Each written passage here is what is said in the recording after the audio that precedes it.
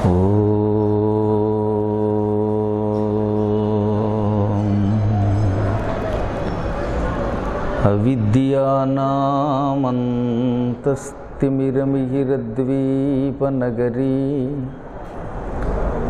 జడానాం చైతన్యస్తబకమకరందశ్రుతిఝరీ దరిద్రాణాం చింతామణిగుణనికా జన్మజలధౌ నిమగ్నానాం దంష్ట్రామురరిపువరాహస్య భవతి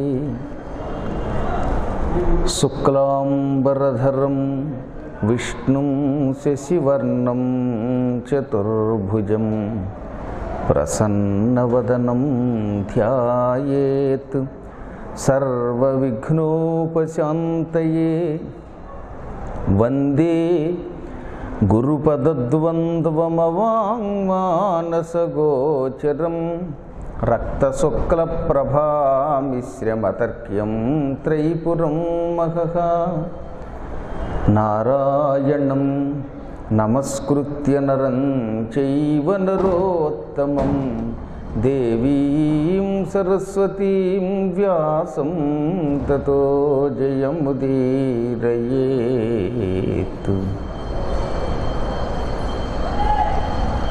వందే శంభుముమాపతిం సురగురుం వందే జగత్కారణం వందే పన్నగభూషణం మృగధరం వందే పశూనాం పతిం వందే సూర్యశశాంకవన్నినయనం వందే ముకుందప్రియం వందే భక్తజనాశ్రయం చ వరదం వందే శివం శంకరం.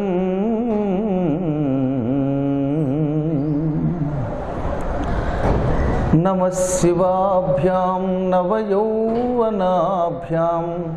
పరస్పరాశ్లిష్టవపుర్ధరాభ్యాం నగేంద్రకన్యా వృషకేతనాభ్యాం నమో నమః శంకర పార్వతీభ్యాం. ఆది దంపతుల పాదపద్మాలకి భక్తి శ్రద్ధలతో నమస్కారం చేసుకుంటూ ఈ జ్యోతిర్లింగ అష్టాదశ శక్తిపీఠ ప్రాంగణంలో 3వ రోజు మనం గరుడ పురాణం మీద ప్రవచనం చెప్పుకుని తరించడానికి అడుగుపెట్టాం. ఇక్కడ ఒక క్షణకాలం ఉంటే చాలు యమధర్మరాజ భటుల దర్శనం అవ్వదు అని నిన్న మనం చెప్పుకున్నాం.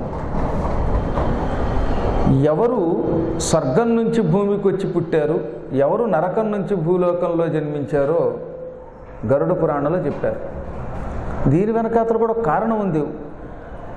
ఒక పురాణం బయటకు వచ్చిందంటే, ఒక పని చెయ్యవచ్చు లేక చెయ్యకూడదనే విషయం లోకానికి తెలిసిందంటే దాని వెనకాతల ఎవరో ఒక మహానుభావుడికి ఒక సందేహం రావడం ఉంటుంది.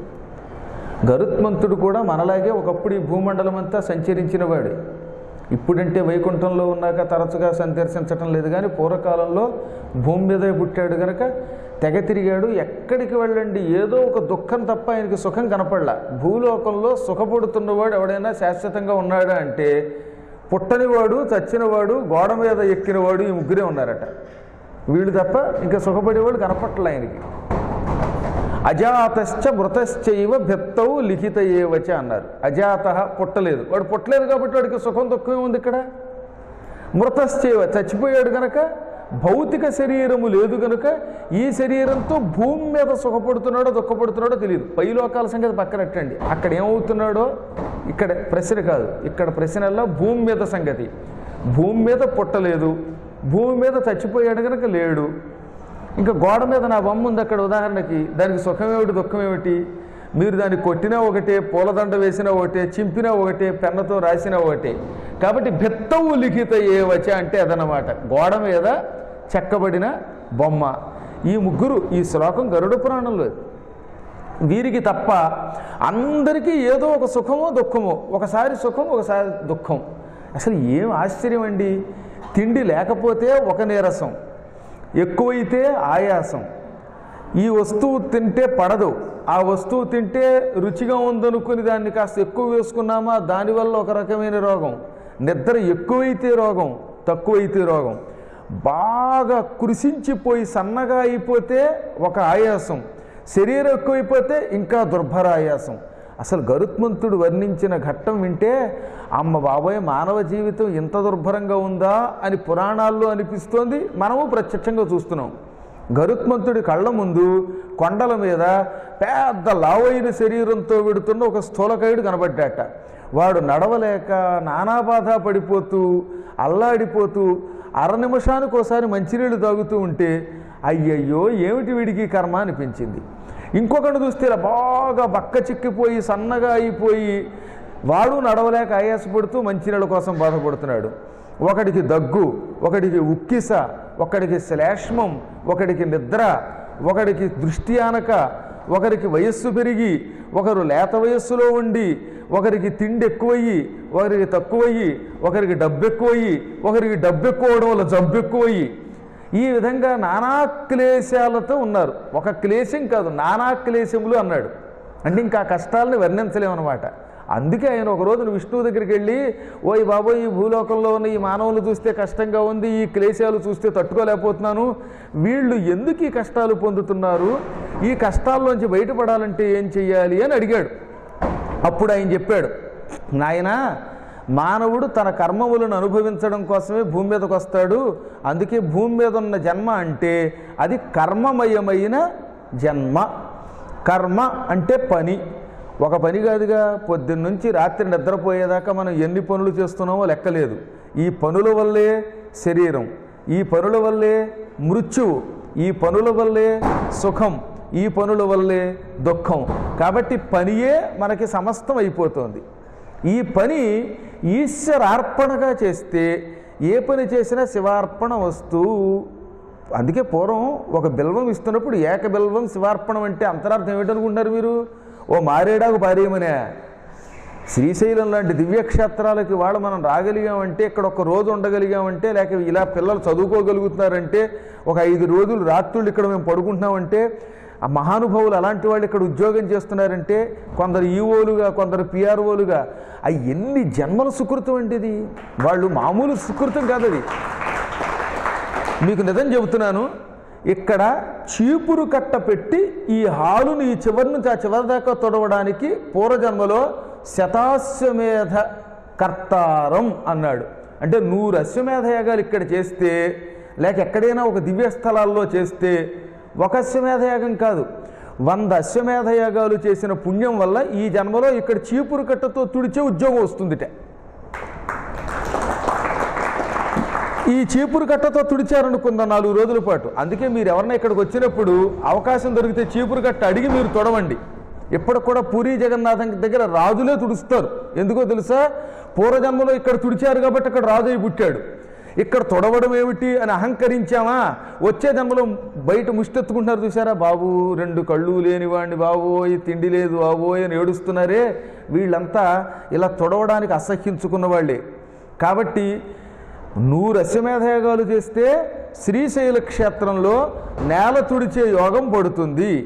ఆ నేల తుడిచే ఉద్యోగం వచ్చిందంటే ఈ పుణ్యం వల్ల వచ్చే జన్మలో ఓ ప్రధానమంత్రో, రాష్ట్రపతో, ఒక ప్రెసిడెంటో, మహారాజు అంటే ఇది. పూర్వజన్మలో అలాగా ఇది సింహాసనం మీద కిరీటం పెట్టుకొని కూర్చుని రథాలెక్కి ఏనుగులెక్కి తిరిగే రాజులంటే ఆ రాజులు కాదు ఇప్పుడు ఈ జన్మలో అంత గొప్ప గొప్ప ఉత్తమ పదవులు వస్తాయి అని అర్థం అన్నమాట.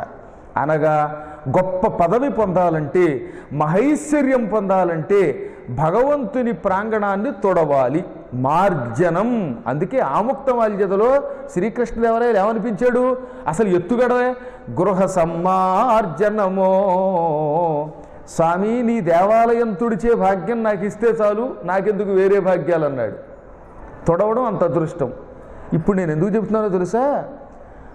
ఇక్కడ తుడిచే ఉద్యోగం రావడానికే నువ్వు రశ్వమేధయాగాల ఫలితం కావాలంటే ఇటువంటి ఉద్యోగాలు చేస్తున్నారంటే మీరు వేదమో మహన్యాసమో నేర్చుకుంటున్నారంటే, లేకపోతే లోపల అర్చనలు చేయగలుగుతున్నారంటే, లేక ఇంకా పెద్ద పెద్ద స్థాయి చక్కగా ఈవోలాగా సాగరబాబు గారు లాంటి పుణ్యాత్ములకి ఏ జన్మలో ఎంత పుణ్యం ఉంటే ఈ స్థాయి వచ్చిందో ఆలోచించండి. ఈ స్థాయి పొందడం కోసమని ఎక్కడెక్కడి పౌరాణికులు, తపస్సులు, జ్ఞానులు వెతుక్కొని ఈ క్షేత్రానికి వస్తున్నారు.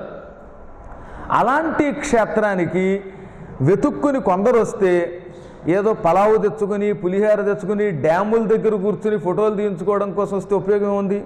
మీకు ఇంకో రహస్యం చెప్పనా? ఆలయాలలో ఫోటోలు తీయొద్దు లేక వీడియో తీయొద్దు అని ఎందుకంటున్నారో తెలుసా? అదేం శాస్త్ర నిషేధం కాదు. ఆ రోజుల్లో ఎక్కడన్నా వీడియోలు తీయొద్దు, ఫోటోలు తీయొద్దని ఉందా? పొరపాటును కూడా ఇక్కడికి వచ్చి శివుడిని వీడియో తీయొద్దని చెప్పరా. కానీ ఎందుకు తీయొద్దన్నారో తెలుసా? నువ్వు దేవుడి మీద దృష్టి పెట్టవు. ఉన్న ఒక్క సెకను ఆ స్వామి దర్శనం చేసుకోవడానికి భగవంతుడు అవకాశం ఇచ్చాడు. లక్షల మంది, కోట్ల మంది క్యూలో నిలబడి ఉండగా అక్కడికి వెళ్ళగానే నిన్ను వెడబట్టి గెంటుతారు. తప్పదు గనక, వెనకాల ఇంకా చాలామంది ఉన్నారు గనక. ఆ సమయంలో నీకు వీడియో మీద దృష్టి ఉంటే స్వామివారి మీద దృష్టి ఉండదు. చివరికి నీ బతుకు అధ్వాన్నం బ్రతుకు అవుతుంది. అందుకని నిషేధించారు. అది మన అందులో ఉన్న అంతరార్థం గ్రహించాలి.